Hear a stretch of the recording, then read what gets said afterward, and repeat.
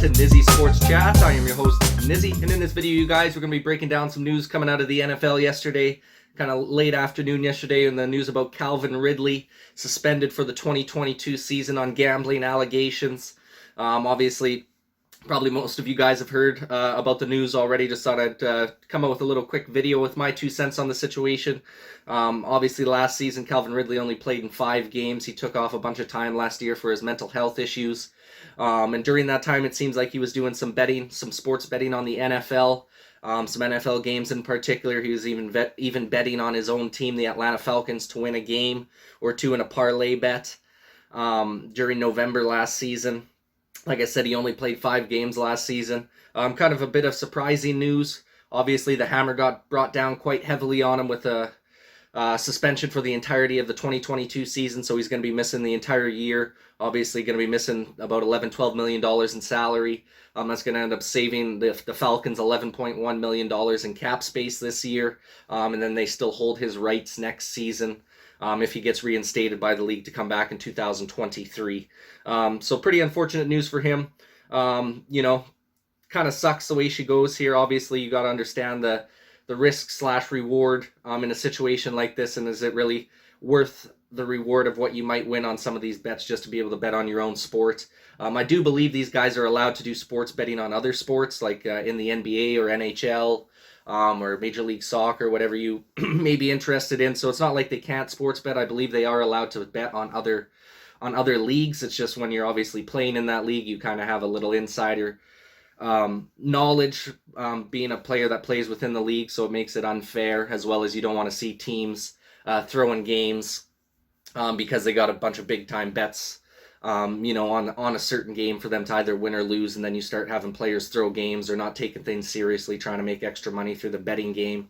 So you can understand why the NFL brought the hammer down pretty heavy on the guy. Wanted to make an example of him. Letting the rest of the league know that it's unacceptable to be betting on your own sport when you're still an active member of the NFL. Definitely sucks for him. Obviously, he's in the prime of his career right now. In my opinion, Calvin Ridley is a top 10 receiver in the league right now.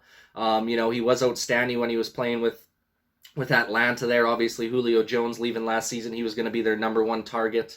Obviously, it didn't work out that well with him only playing 5 games last year. But the potential's there for him to be a great, great talent in this league. He already is, like I said, a top 10 receiver in my opinion. I think he's got over 3,000 yards receiving in the 49 games that he has played throughout his career. So pretty nice numbers. He'll definitely be a hot target when he does come back into the league, whether the Atlanta Falcons decide to keep him or they release him and he goes out onto the free agent market. I definitely think somebody will pick him up regardless. Come 2023 season. Well, that pretty well wraps it up for this video, guys. Just want to come out with a quick one kind of talking about it.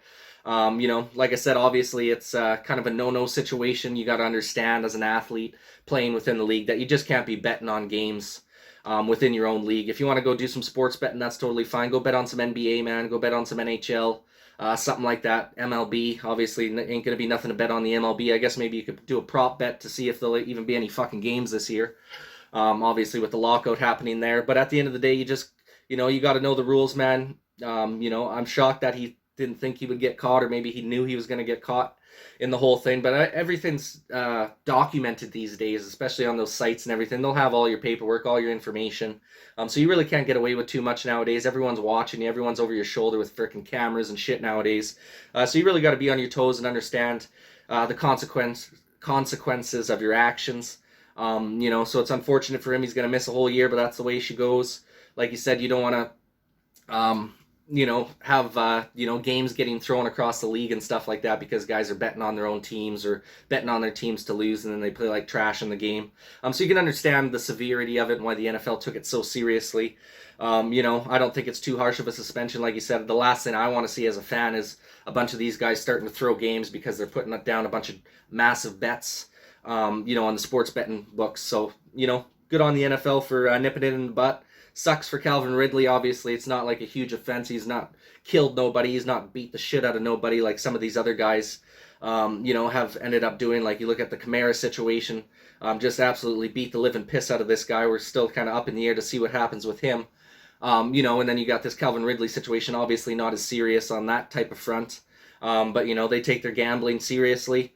They want to keep the league honest and true and not have a bunch of throwing games, which makes sense to me. So we'll have to see what happens here in the long term with Calvin Ridley, you guys, but it looks like his season's done for the 2022 season. Would love to get your guys' opinion in the comments section down below. Do you think the league was too harsh with the suspension on him, or do you think that's pretty fair, leaving it at a minimum 1 year suspension for anyone who decides to put any bets down within the league while they're still playing in the NFL? Would love your guys' opinion in the comment section down below. But that pretty well wraps it up for this video, guys. Thanks so much for watching. Please go ahead and like this video if you like sporting content like this. Go ahead and subscribe to the channel if you're looking for more sporting content like this in the near future. Thanks again for watching, you guys, and this is Nizzy with Nizzy Sports Chat.